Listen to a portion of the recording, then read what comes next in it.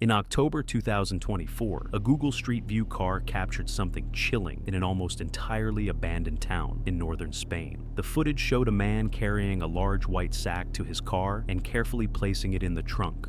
Inside the sack was the body of 32-year-old Jorge Luis Perez, a Cuban man who had disappeared the previous November. The town of Taweo, home to just 56 residents, had not seen a Street View car in 15 years. Yet this rare visit happened at precisely the right moment, providing a crucial clue that would finally solve a long unsolved case.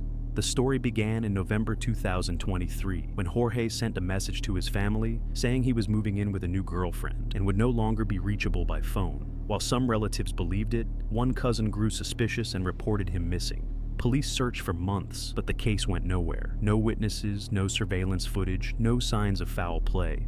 Eventually, people assumed Jorge had simply disappeared to start a new life. Then, in November 2024, a detective reviewing the newly uploaded Street View images spotted something impossible to ignore. A man pushing a wheelbarrow with a white sack, captured at the exact moment he was loading it into his car. The police traced the car back to 48-year-old Manuel Isla Gallardo, a resident of Taweo. As the investigation unfolded, a shocking motive emerged. Manuel was having an affair with Jorge's partner. Further inquiries revealed the horrifying truth. The couple had kidnapped and murdered Jorge, a tragic result of a love triangle. It's chilling to think how close they came to escaping justice. The Street View car's rare visit had captured the crime entirely by chance, perfectly timed to record the evidence. The couple was finally arrested on November 11th, 2024, after additional evidence related to Jorge's disappearance was found in their home.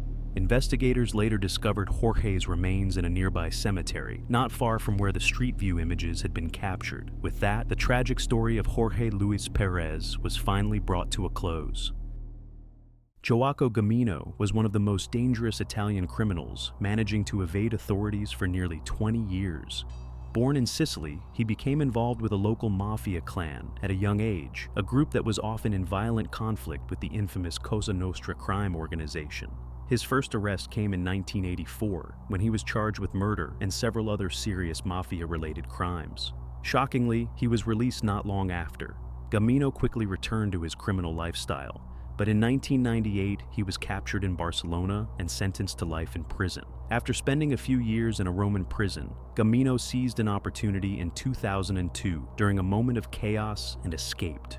He vanished without a trace, eventually resurfacing in Spain under a new identity, Manuel Mormino. From there, he built a completely new life. He got married, worked as a chef at a restaurant named Manu's Kitchen, and even opened his own fruit and vegetable shop, Manu's Garden. To everyone around him, he appeared to be a hard-working, respectable businessman. No one suspected that he was actually a fugitive mafioso. Sicilian police spent years tirelessly searching for him, even issuing a European arrest warrant, believing he was hiding in Spain. Years later, investigators finally got a breakthrough in the most unexpected way. While reviewing updated Google Street View images, they noticed two men chatting outside Manu's garden, and one of them looked strikingly like Gamino. Their suspicions were confirmed when they found the Manu's Kitchen Facebook page. Among the photos was one of the chef in uniform, and the face was unmistakably Joaquim Gamino. On December 17th, Spanish police arrested him and extradited him back to Italy. Today, he is once again serving his life sentence in a Sicilian prison. Reportedly stunned by his capture, Gamino asked investigators how they had possibly tracked him down, insisting that he hadn't even contacted his family in 10 years. In 2006, Davy Lee Niles received heartbreaking news after a medical exam. Doctors had discovered a malignant tumor. He had already been struggling with depression, but this diagnosis was another devastating blow. A few months later, in November, Davy stopped by his friend's bar, a place he often visited to find comfort. That night, he told friends he was getting weaker, that the pain was constant, and that he simply couldn't go on. Soon after, he left the bar and vanished. When his family couldn't reach him, panic quickly set in. The police launched a search, but there were no clues, no trail. Davy had disappeared without a trace. Years passed. In 2011, after 5 long years of uncertainty, his family finally admitted what they had long feared. Davy was likely gone. Only God knows the time and place of his death, they said. The case quietly faded into the background until 2015. One One November day, Brian Hausman, a worker at Cook Funeral Home, was putting up Christmas decorations. As he climbed a ladder to place a star on the tree, something unusual caught his eye in a nearby pond, the outline of a submerged car. He called the authorities, and the discovery was later confirmed using Google Maps satellite images. Divers went in, and what they found was shocking. Inside the vehicle was a human skeleton. When the vehicle was pulled from the water, investigators found a wallet among the remains. Inside the wallet was an ID card. It belonged to Davy Lee Niles. After 9 long years, the family finally had an answer. But the discovery raised troubling new questions. How did Davy's car end up in that pond? Did he drive in himself, overwhelmed by pain and despair? If so, why had nobody noticed for nearly a decade? And if not, what really happened that night? To this day, the case of Davy Lee Niles remains shrouded in mystery. David and Rebecca lived in an English town with their 2 children, Lauren and Reuben. In 2009, they decided to buy a caravan so the family could explore the countryside on weekends and holidays. Unfortunately, their first caravan didn't last long. It was destroyed in a road accident shortly after they bought it. A few months later, they invested in a brand new caravan and carefully parked it in their driveway. They even added a wheel lock to prevent theft, thinking it would be enough to protect it. For a while, everything seemed perfect. One June day, Rebecca returned home to find the caravan had disappeared.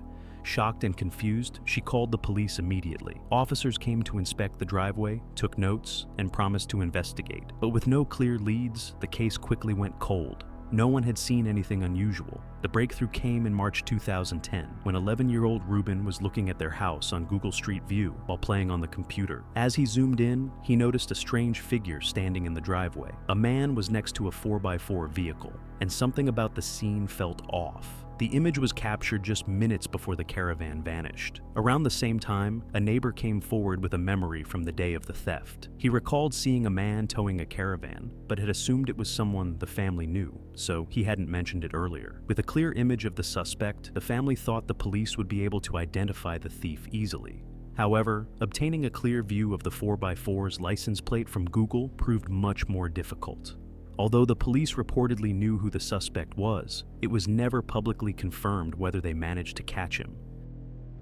Cannabis is the most widely used illegal drug in Switzerland. Surveys reveal that nearly 1 in 4 children aged 11, 13, and 15 have already tried it. Against this backdrop, Zurich police launched a major crackdown in 2009 to dismantle the country's growing marijuana operations. Indoor plantations were popping up everywhere, getting larger and harder to detect, and investigators followed even the smallest leads in hopes of finding them. Then came an unexpected breakthrough. While scanning farmland on the satellite map, a Zurich detective spotted something odd, an irregular patch of green standing out from the surrounding crops. Zooming in closer, it became clear. Hidden within a field of corn was a massive 2-acre cannabis plantation, exactly the kind of large-scale operation authorities had long suspected. Acting fast, police raided the farm. What they found was staggering: more than 1.1 metric tons of marijuana and 900,000 Swiss francs in cash, about $1.1 million US.